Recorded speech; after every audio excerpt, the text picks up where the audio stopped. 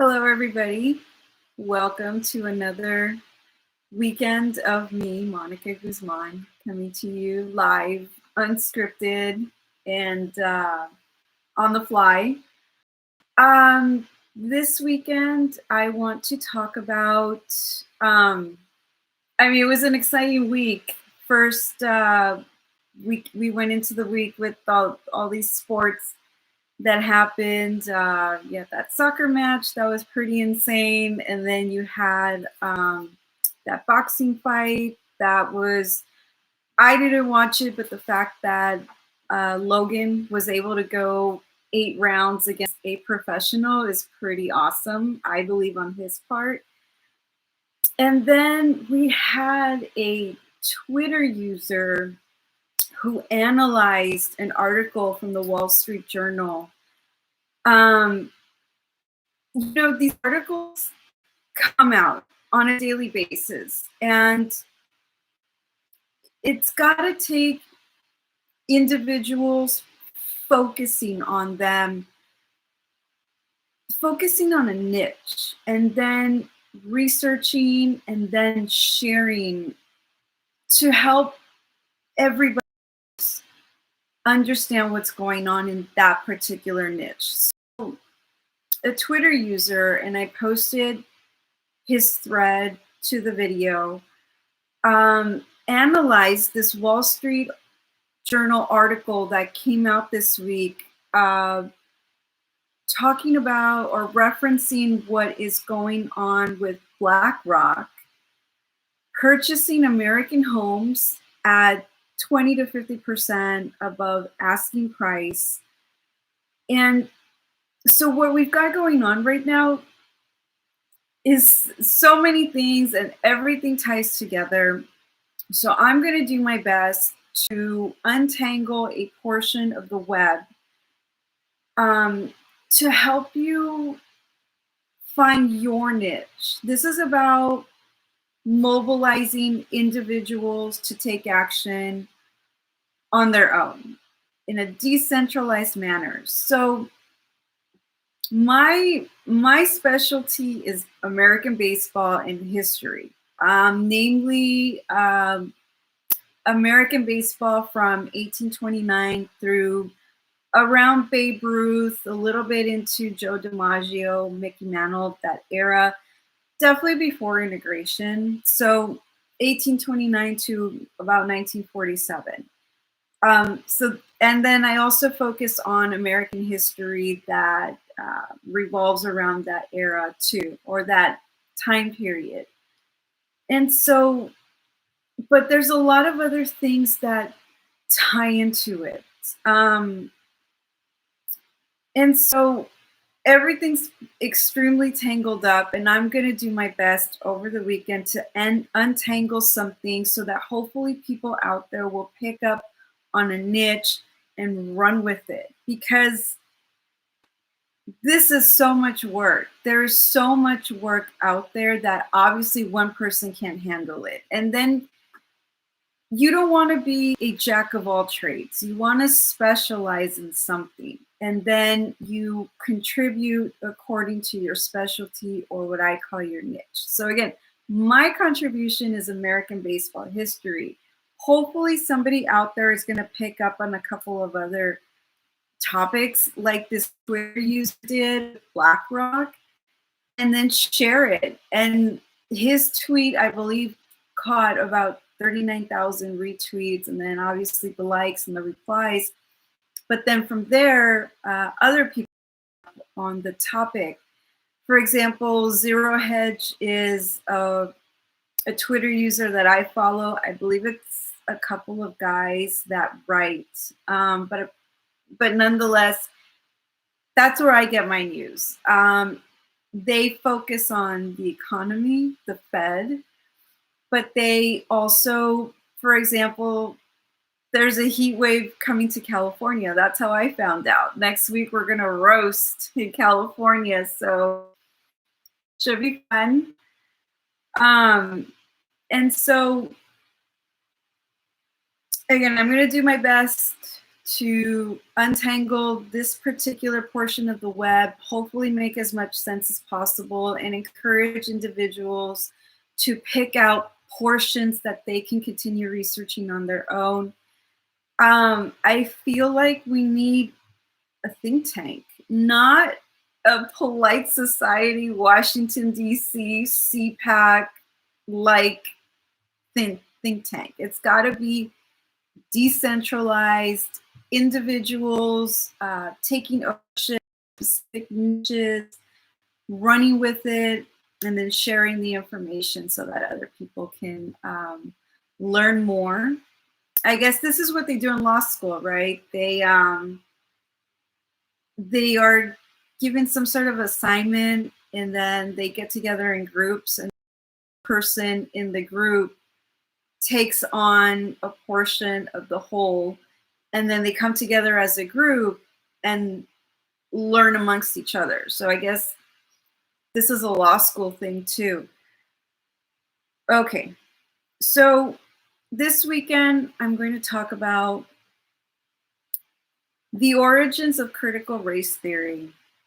The fact that your opinion was assigned to you, Blackrock buying American homes at a markup between 20 to 50%, Bill Gates buying up American farmland, because it's all tied together. So let me start with your opinion was assigned to you. Now, this is something that Scott Adams says.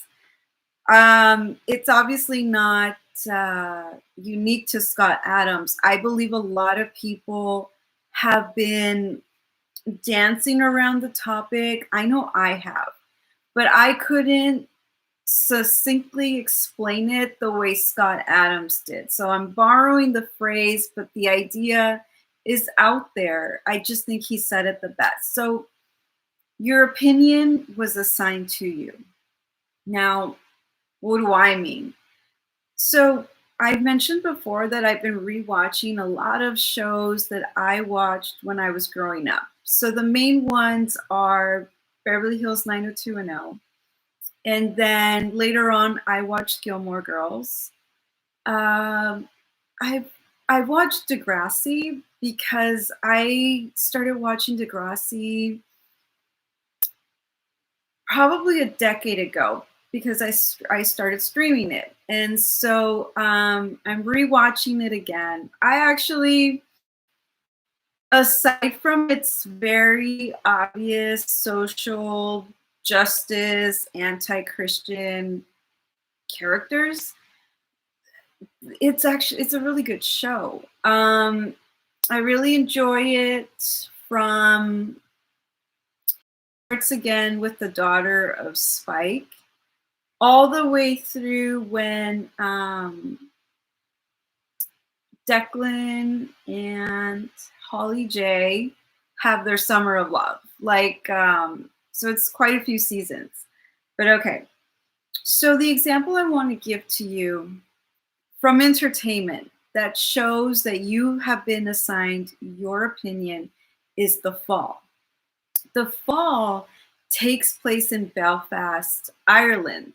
Now, this is a random show. It's not American. It's not Hollywood. I believe it's produced by BBC or one of those British companies that puts out the entertainment. So some background. The reason why I started watching The Fall was specifically to watch some of Jamie Dornan's work. This is around the time when it was announced that he would be taking on the leading male role in 50 Shades of Grey. So this is one of the reasons why I am going to go to the mornings, but I hesitate going to the mornings is because some of these topics, I'm not sure if people want to wake up to them first thing in the morning. But so there's some adult stuff. Now, I'm not going to get into 50 Shades of Grey itself or the material. Okay, so I I caught on to Twilight when the third movie was released. I'm not an early adopter. My first iPhone was the iPhone 4s. Another show that I'm going to talk about possibly tonight is Yellowstone. I caught on to that show on the third season. I don't know if it's just a coincidence. I definitely don't follow the crowds.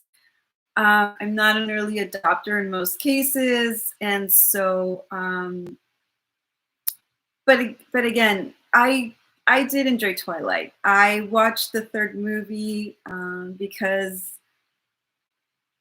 I ended up watching a lot of the Twilight movies because we would go to the drive-in because I'm a mom, and there was it's just wrong to go to a movie theater with your kid to a movie that isn't rated G. So I was able to watch Twilight movies because of the drive-in, and I really feel like they did a great job with casting.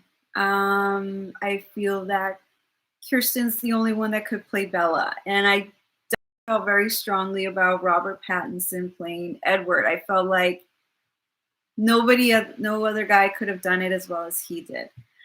And so when by the time Twilight was ending, I started to read the books because I had time to read again. And so I was like, okay, right on. The last two movies were releasing. I was like, I definitely want to see what's going on. I went back.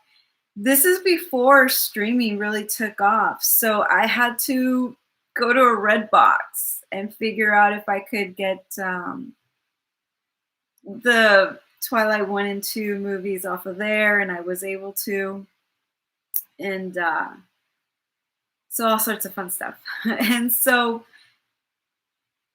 when I finished reading Twilight around the time that 50 Shades of Grey released in book form. And so it was just a good transition because I was starting to read again. And so when they announced that 50 Shades of Grey was being turned into a movie and they started casting, I wanted to know the guy that was going to play the adult version of. And so I actually watched one of Jamie Dornan's movies. Again, it's not a well-known movie, but it's very good.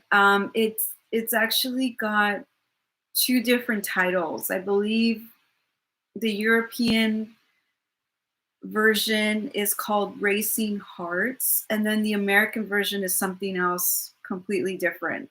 So I couldn't even tell you. But if you look up Jamie Dornan, around the 50 Shades of Grey time, you'll find the movie there. And so again, so I watched The Fall. It was actually the first show I streamed. Again, I wanted to check out his work. Now, at that point, I'm specifically watching for Jamie Dornan. I didn't catch on to any of the show's other nuances. I didn't, when you're watching something for the first time anyways, it's hard to catch everything, right? It takes watching it a couple of times to notice the tree in the background, to notice the puns in some cases, or sometimes the cultural references, or sometimes you don't even catch everything that they're saying. And so so when I watched it, it was season 1 and season 2, and then the final installment came in probably a year or two later. This was after he had his first child. So there was a gap in between. So The Fall is about Jamie Dornan's character, which is a stalker of women. He victimizes he victimizes women. He is a broken character who had a bad childhood. His mother didn't take care of him, and I believe she took her own life. So Jamie Dornan's character ends up in a foster home, and he ends up in the care of Catholic priests in Ireland. And so if you've watched movies about Catholicism, Catholics, you have probably caught at least one that attacks the religion. So it poses Catholic, namely the priests, as abusers and pedophiles and rapists of children, namely boys. And there have been situations that those movies, and in this case, this show, they're based on real life. Now, that's fine. Hollywood is allowed to portray whomever they want, however they want. Obviously, you have to pay attention to who is producing it, because then you'll understand the perspective of the piece of entertainment. So we've got to be honest about these things. The Jewish community has a firm grasp on Hollywood. And apparently the tentacles reach out to entertainment across the world, because the first time I watched The Fall, so I watched The Fall when the first and the second installments were out. And then I had to wait for the third one, and then I finally got around to it. So I did watch the whole thing in its entirety, because streaming affords you that opportunity to do that. You binge watch, right? And even then, I didn't catch on to something that I caught on to last year when I rewatched The Fall. So Jamie Dornan's character is Catholic, or at least he was raised in a Catholic home and then was turned over to the care of Catholic priests. And he reveals, when he's being interviewed, that he was adopted by a Jewish family from the foster care. His last name in The Fall is Spector. Now, I am not somebody who has extensive knowledge on the origin of last names. So the first times around, I did not even catch that that tidbit. I didn't realize, I didn't even hear it, to be honest with you. But again, that wasn't my focus. My focus was solely the story, the overall story of the show, and then Jamie Dornan's acting chops. So in this show about an Irish man, or a Belfast man, who stalks women and murders them, and then you've got Gillian Anderson, who is the typical women's empowerment character that keeps being pushed forward by Hollywood and apparently other entertainment venues or mediums from other parts of the world. And look, Gillian Anderson was outstanding as well. She's a pretty good actress. I didn't see her in the X-Files. That kind of sci-fi stuff doesn't do it for me. But in The Fall, Gillian Anderson is outstanding. If you push aside the women's empowerment, feminist character, where she's basically being a man, because even she even sleeps around the way non-Christian men sleep around, right? Because Christian men don't do stuff like that, or at least they don't do it in great numbers as Hollywood would lead you to believe. So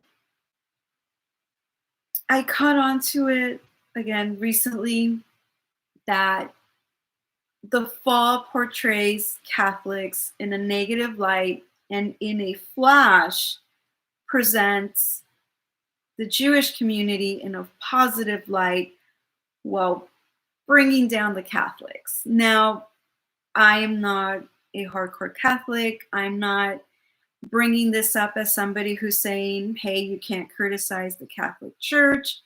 Hey, you can't criticize Catholicism. Hey, you can't point out that the Catholic Church does have these very real issues, or that the Pope is a total communist and the other dude was basically kicked out to get the commie in. I'm not saying that you can't say those things. I'm not saying that you can't criticize the church. But what I'm saying is it's very sketchy to elevate someone else by pushing it's you elevate one by pushing down another. I believe that's extremely sketchy. It's happening across several sectors. In real life, we are experiencing that. Okay, so that is why if you criticize Catholics, why do you criticize them? Did you personally have a bad experience with the church? Or are you going off of someone's story about the Catholic Church? For example, if you are somebody who's influenced by entertainment and you watch The Fall, you might catch on to the fact that a Jewish family saved Jamie Dornan's character from Catholic monsters. I personally am not influenced by entertainment in that manner, and I watched a lot of television growing up. To this day, I stream far more. Uh, I don't turn on the TV. I stopped regularly turning on the TV about. I'm gonna say it's been 3 to 4 years. But I am heavy into the streaming. But it's also not advertiser friendly streaming, right? A lot of stuff without commercials, stuff that advertisers aren't gaining from. Okay, so I'm encouraging individuals to check themselves. Ask yourself, why do you have your opinions? Were you influenced by television, or are you influenced by your own experience? And then I want to take it a step further. So I have an experience under my belt. So now this is 15 years ago or so. At that time, a lot of the women who were homosexuals became homosexual because they were abused at home. Now, either a stepfather abused them, or they were neglected by their mother, a single mom, or they chose the wrong man who did abuse them. Because at that point in time, female homosexuals were a result of abuse at the hands of a man. And these weren't Black women, these were white women. Now, how people end up in homosexuality is a lot different, and it's not something that I've updated myself on because I don't have the bandwidth to do that too. So hopefully somebody out there is checking in on those statistics. But I can tell you that 15 years ago, the majority of women who became homosexuals became so as a way to cope with being abused by a man. Okay. So that's another thing. Okay. So let me go back to making yourself look good by making somebody else look bad.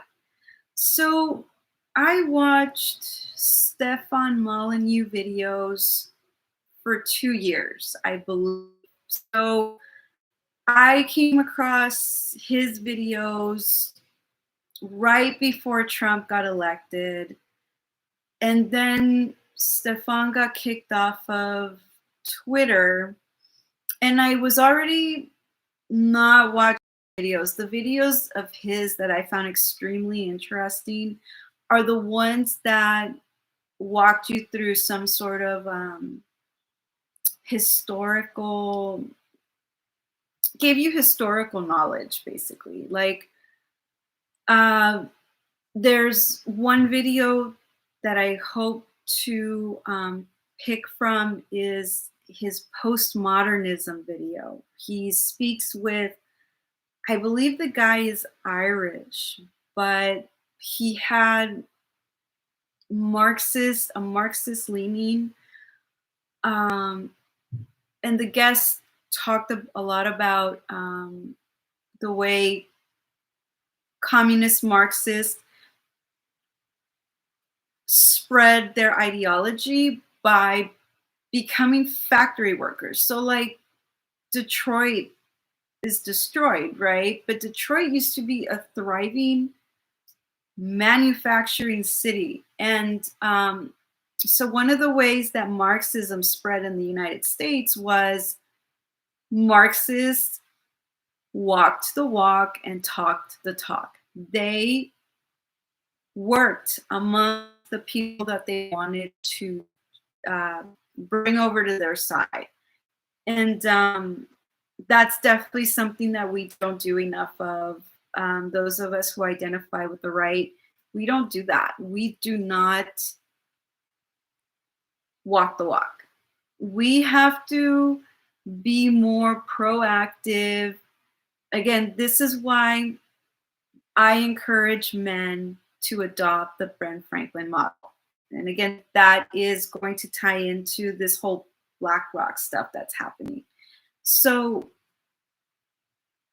if you get to know your neighbors, you lean on each other, you get to know each other, you help each other.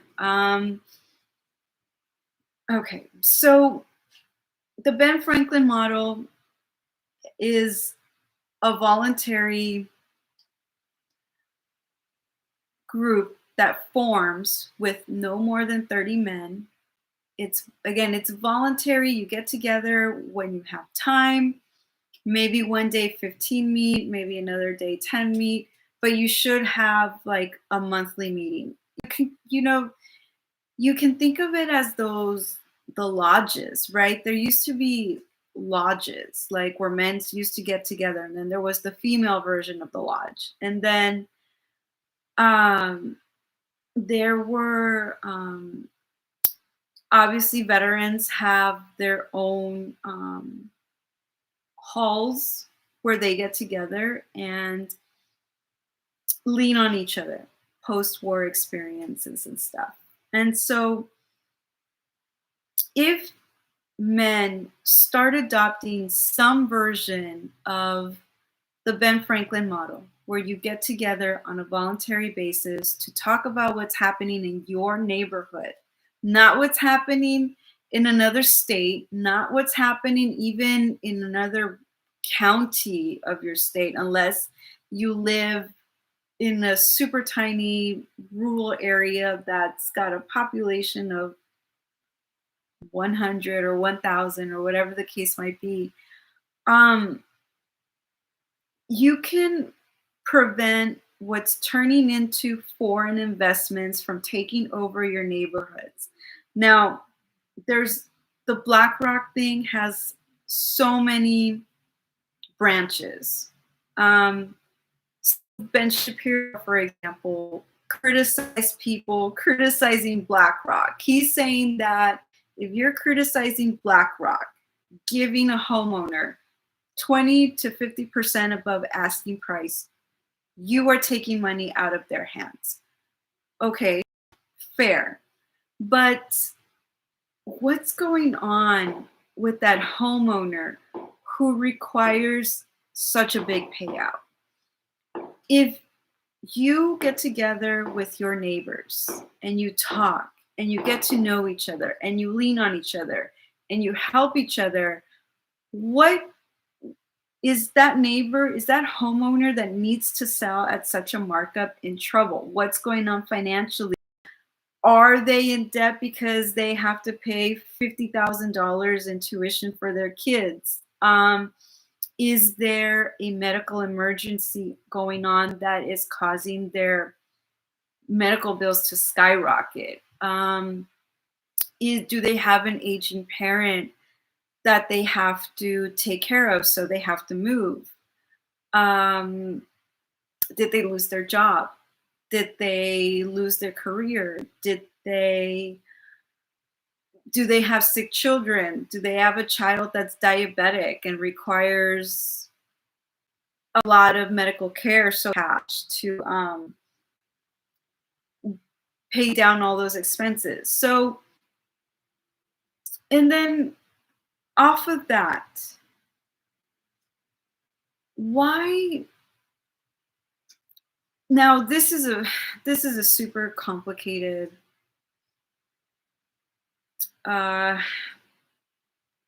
subtopic. Okay, so I've pointed out my handy dandy American history book that I use because this is the history book that I used or that we were assigned when I was taking advanced placement American history.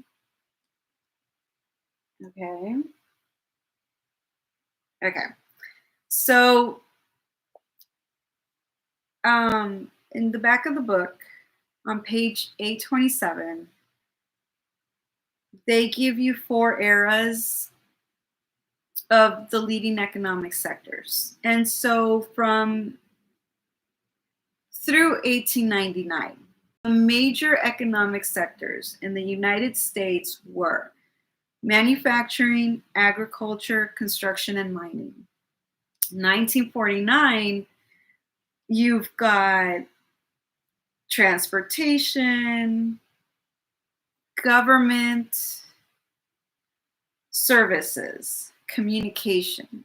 But then you've got finance, insurance, and real estate at 10.9%. Another Twitter account that whose opinion I respect, and I don't follow, but I make sure to look up their tweets or his tweets, is Rams Paul. He tweeted out last week a chart that showed what the cost of living was in America in 1964. And so there's like Harvard tuition was like $5,000 or something. And then the gasoline was less than $1. And then a home cost you $13,000. And is that the car or the house? It must, because cars today, what, $20,000?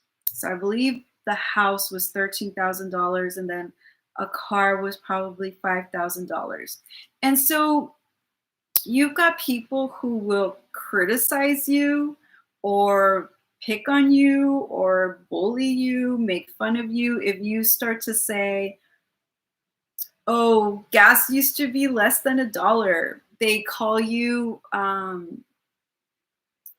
they tell you that you're living in the Stone Age. But I haven't heard that in a long time. But now I'm definitely, if I ever hear that, I'm going to pay attention to who's saying that. Because in MLB, for example, you get criticized if you say that the quality of MLB in 2021 sucks. I found a tweet that keeps track of errors, and that account today put together a compilation of all the errors committed just today, and apparently for some reason there were tons. And so if you point out that the quality of MLB in 2021 sucks, the accounts, the people who have an interest in a financial interest, let's face it, because if they don't work for MLB, if they're not partnered with MLB, they're obviously trying to become a partner of MLB because they want a financial stake in the paper value of MLB. Um, so they will tell you that you're just being nostalgic, or that you're romanticizing American baseball, or that you're living in the Stone Age, or that you are living in the past, is another one. So if you point out that something is wrong with the way America today is operating, you get criticized. But you know what? I'm going to encourage you to pay attention to who's criticizing you and figure out where if if they have an obvious financial stake in the America of today, and most likely they will. For example, I keep going back to the example of somebody called the GameStop short squeeze a distraction. Like, and he's on the right and he wants to be a leader. And you've got the GameStop short squeeze, and what's happening still with GameStop and AMC has helped young people purchase homes, has helped young people pay off their debt, has helped young married people buy toys for their kids and take their family out to a nice dinner. You think that's a distraction? Okay, obviously, somewhere in there, you're funded by a hedge fund because individual Americans, even though they're going to get hit with the capital gains tax, have earned enough to cover the tax and have something left over to help them provide for their family and themselves without the government. There's something wrong. You have a self-interest somewhere if you're criticizing that, and especially if you identify with the American right. It's wrong. Anyways, okay. So I definitely went on a tangent, and I'm gonna bring myself back so that I can not lose my place in all of this. Okay. So let me talk a little bit about foreign investments. So people are rightly pointing out that the Blackrock stuff is happening because you've got this investment group who is taking advantage of free Fed money to make these purchases at 20 to 50% above asking price. Now, before I came on tonight, somebody else translated that, and they aptly pointed out that basically what's happening is BlackRock is using American taxpayer dollars to price Americans out of American real estate. And we are talking about young Americans in their early 20s who cannot afford a home because they're being priced out of the homes right through their own tax dollars. Because the assumption is if you're going to purchase a home, you are working and you're paying your taxes. So your tax dollars are being ripped from you. And it's just insane. It is insane. Okay. Now, something that I caught on to also, and this is definitely, again, I hope people out there, individuals, will grab onto a niche and run with it. Okay, so let me, I think I closed that window. Let me pull up. Okay. Sorry about that. I've got a lot of notes. Lots and lots of notes. Okay. So there is, let's see. This is from the Wall Street Journal article. Again, the name of the article is If You Sell a House These Days, the Buyer Might Be a Pension Fund. It was you know what? It was actually published for 2021. Can you believe that? And then um, Jack Posovic tweeted out an article from The Atlantic. I don't know when that one was published, essentially stating something similar, that if you buy a house or you rent a house, your landlord might be Wall Street. So now I'm curious as to when that one was published. But okay. So the Wall Street article specifically points out an example that happened in Conroe, Texas. And the entity that purchased a block of homes in that area of Texas is an online property investing platform called Fundrise LLC. And they manage more than 1 billion on behalf of about 150,000 individuals. Okay. So,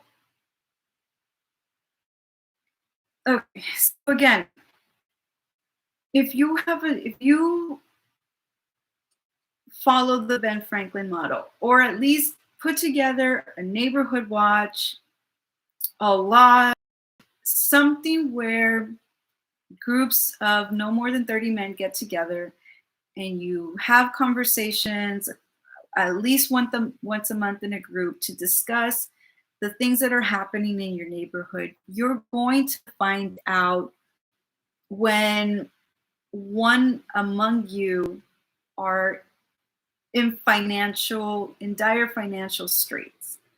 So let's say your neighbor, because if you're a homeowner, you have probably received a postcard at least once with an offer to purchase your home, especially if your home is undervalued. So you have to assume that these kinds of postcards, these kinds of advertisements are coming from a company like Fundrise LLC, where it's not just that they're purchasing homes, it's that they represent investors and they want to use the real estate as leverage or just an investment vehicle. So if one of your neighbors is facing problems because, again, medical bills, they lost their job, that is making this offer from some online investor, is making it attractive, then you help each other out and you prevent these investors from entering your neighborhood. Because once one house marks up that way, the rest of the homes will too. Especially if you live it doesn't even have to be like in California, we have so many of these neighborhoods. Not like it doesn't have to be Beverly Hills. It doesn't even have to be like, I mean, look, the Hollywood Hills weren't always what the Hollywood Hills are today. Mulholland wasn't always what it is today. Obviously, Malibu has always been special. Manhattan Beach wasn't all it is today. Even like Long Beach wasn't always what it is today. Even um, I'm trying to. There are plenty of other cities that aren't what they are today in terms of property values. And once you start going in this direction, you you you put a target on your back, on your neighborhood. You attract more investment firms who say these people can be bought out. And then they do whatever they're going to do with their homes. Now, from my perspective, the worst thing that these investment firms can do is bring in foreign investors. Okay, so the example that I'm going to give to you from entertainment is $1 million listings. And again, I've watched tons of television growing up. I did not in college, but there's a specific reason for that. And then I started watching TV again post college, and then I stopped somewhere around 2017. I was like, okay, I'm done with this. I'm over it. Um, so if you watch $1 million Listing on Bravo, New York, you're going to find a lot of episodes where their clients are not Americans. Actually, it's probably like 90%, especially in the newer seasons. The people that they're selling to, or the people that want to sell, are not Americans. That's why they're paying these insane prices. And then to add insult to injury, these foreigners don't even live in the properties. Do you want to live in New York anyway right now? No, you don't, or at least New York City. But so what they do is they purchase these properties and then they go back to these brokers and they expect the brokers to give them at least a 10% return on investment. And there's this one episode, the guy that gets compared to a short version of Ricky Ricardo. He has a client, she's South American, and she's very upset that he cannot meet the price that she wants. And but they never lived in it. So I guess it's one thing to do it in these multi-unit buildings like in New York City. It's another thing when it's going to start happening in your neighborhoods, in your suburban neighborhoods. Even if you're like hip and do like a mix of suburban with urban, your neighborhoods are being transformed. And once they go to foreigners, it's not just going to be that one person. They're going to bring in everybody else. It's like MLB, right? Like they acquire non-Americans. Mainly right now it's Dominicans, Venezuelans. They're trying to bring in the Asian, but I think Dominican and Venezuelans are the top two foreigners that they've been actively recruiting for the last, let's just say, let me be nice, I'm going to say the last 5 years. So you recruit a player, or MLB recruits a player, a foreigner, but it's not just the player. He brings his wife and children, and then from there he brings his parents, and then from there he might bring his aunts and uncles, and then from there he might bring in a fellow MLB player. And so it snowballs. The snowball, it starts off with one guy and then it snowballs and it's going to get bigger and bigger and bigger. So you should be paying attention to what's happening in your neighborhood. And if you've got homeowners your friends or at least your neighbors who are experiencing some sort of financial turmoil, they are a target. And we do know that people will sell out. Some people sell out because they want to retire. They want to move away. They want to go live in Florida or Hawaii or whatever non-American retirement locality is in vogue right now, right? And so I'm I'm encouraging you guys to be more mindful of what's happening in your neighborhood. Um, I understand some of you might not live in homogeneous neighborhoods, and you've got such a mixture that it's impossible to get a group of like-minded people, or at least fair-minded people together.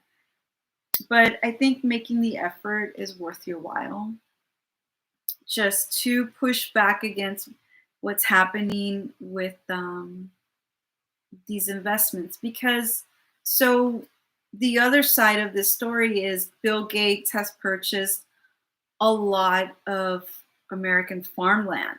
And so he who controls the farms controls the food supply, right? Because in several cities, even the most progressive cities like Seattle won't let you doesn't let you grow your own, right? And so if you lose control of your farmlands and you can't grow your own tomatoes and strawberries in your own backyard, you already know that they're pushing you to eat bugs. So you've got to pay attention to these things. So how it this is definitely a topic that I want to explore, and it's just so I believe it's pretty massive, but I'm sure there are already people out there who have knowledge about the state of American agriculture. So another show that I picked up in the third season is Yellowstone. That is an amazing show. I I keep missing the opportunity to watch the first season in its entirety. I caught it again today from the fifth episode on. And I was so disappointed because I want to see how it starts. I'm the one of the reasons I don't have Netflix anymore. I canceled Netflix 3 years ago. Um, so I watched The Fall on Netflix. The Fall is the reason why I subscribed to Netflix. And even then, I wasn't sure. I called their customer service. And it was much easier to contact customer service at that time because the company was nowhere near what it is today.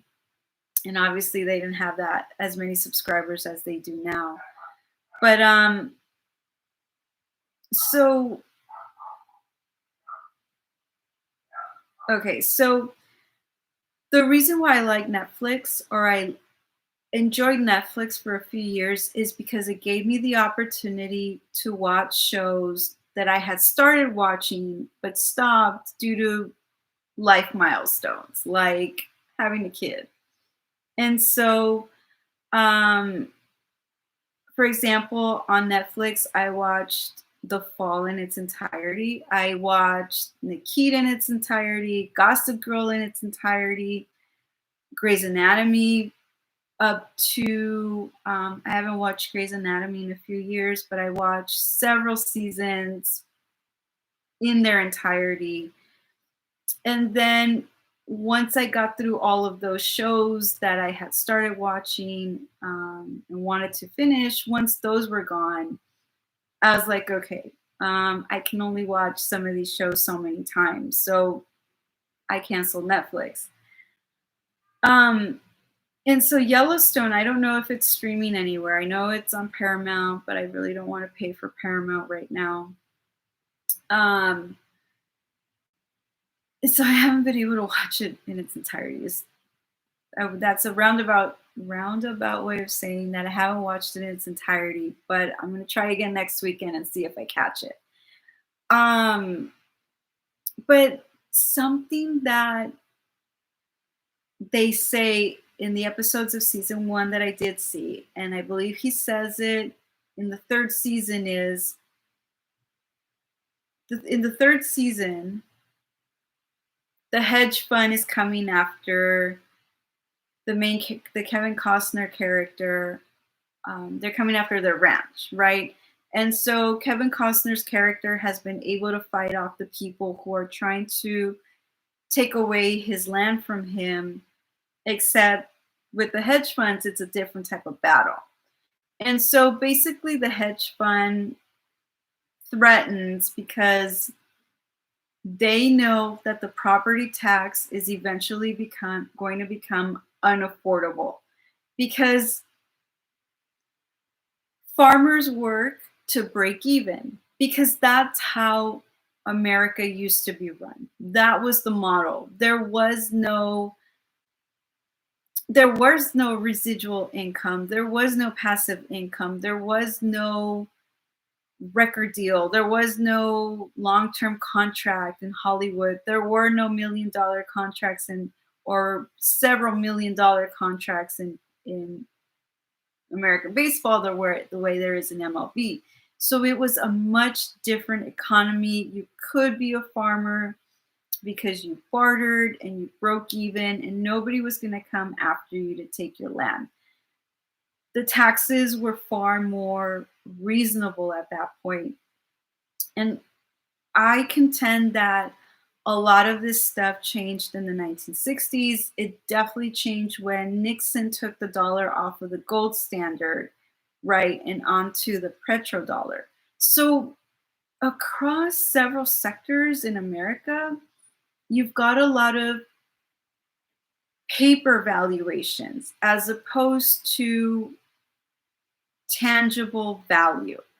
And again, I I can say this with confidence because that's how MLB runs today. MLB runs on paper value as opposed to tangible value.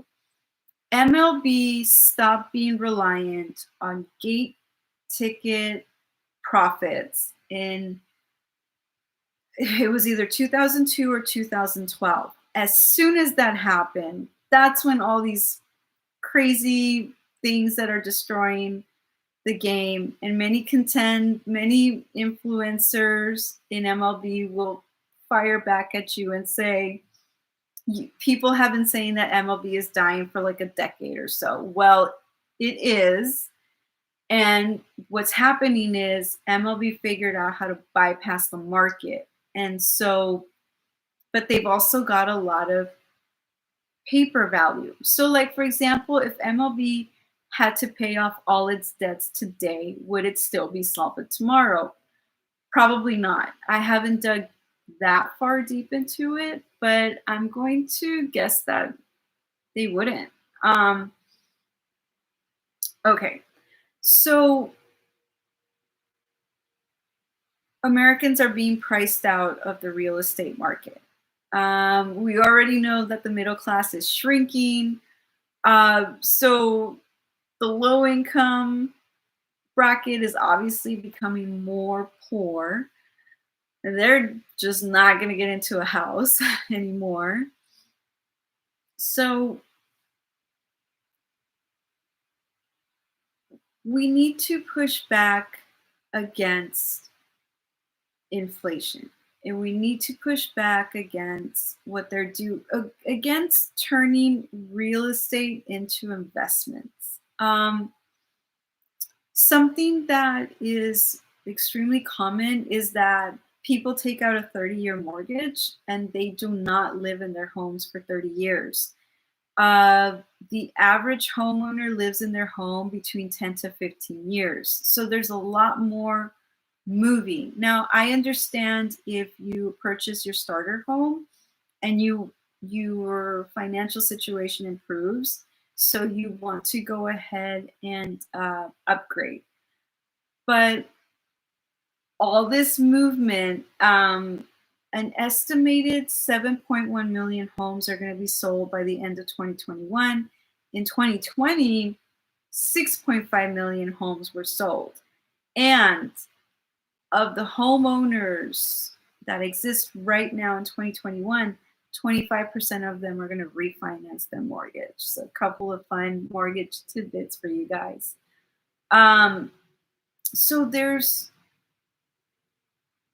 all this moving around disconnects you from your roots, which is another bad thing that's happening. Okay, so I'm heading into an hour.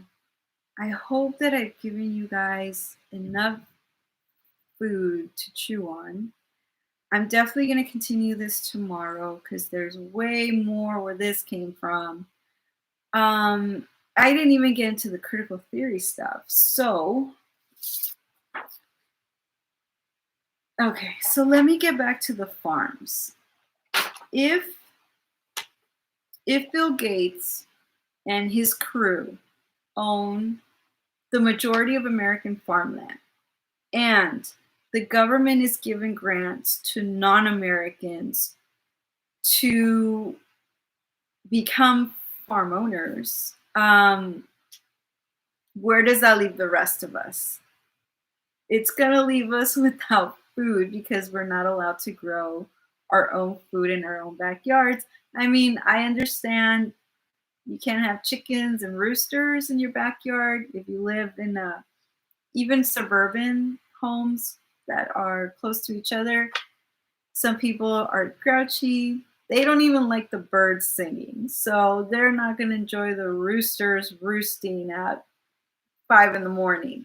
Okay. But I'm encouraging you guys to start thinking about these other things. If Americans no longer own their own farmland on American soil, what are you going to do? You can be renters, but chances are good that they're going to hike up rental prices, which is going to squeeze you out of any disposable income. I can tell you that from personal experience in Sacramento, the rents have now skyrocketed to $1,600 a month. And these are for like studios in multi-unit buildings, especially downtown where it's totally degenerate because of the arena that they stuck in there. So basically, when there's a home NBA game because all the blocks that lead up to the arena downtown stink like pot. So NBA fans, you're pretty degenerate, right? You guys are like druggies and stuff. And Sacramento, at least downtown, is pretty awful. Okay, so I guess let me leave you with that. I'm going to recap some of this stuff tomorrow to hopefully, again, I'm winging a lot of this stuff. I've got a lot of personal knowledge, personal experience, and definitely a lot of research stuff. Again, a lot of it just comes from reading. I've been reading Zero Hedge probably around the same time that I started watching those Molyneux videos. I think Zero Hedge does an outstanding job getting pertinent economic information out there. It's definitely technical, so you've got to pick up the vocabulary and stuff like that. So, but finance knowledge, economic knowledge, again, it just bodes well. So again, thank you to everybody who catches these videos either live or you catch the replay. I totally appreciate you lending me your ear. Let's pick this back up tomorrow. I'm going to talk about critical theory, which I'm so happy that more people are confidently tweeting about it. It's getting pushback, but it's the same kind of push up that Shapiro pushed out there, where you are a bad person if you're concerned about hedge funds, investors gobbling up American properties, pricing out the average American. With the critical, I saw pushback today. Someone using the same logic, it's like you're an evil person for um, even questioning whatever critical theory is. So it's really great that people are just thinking about it, just questioning it, just wondering. It's such a start. It's something that I personally didn't see a year ago. And that's why I'm here in this venture. Um, I think, look, January 6th, they've arrested 400 people. So, okay, 70 million Americans voted for Trump. And most of us know that the 2020 election was a little sketchy.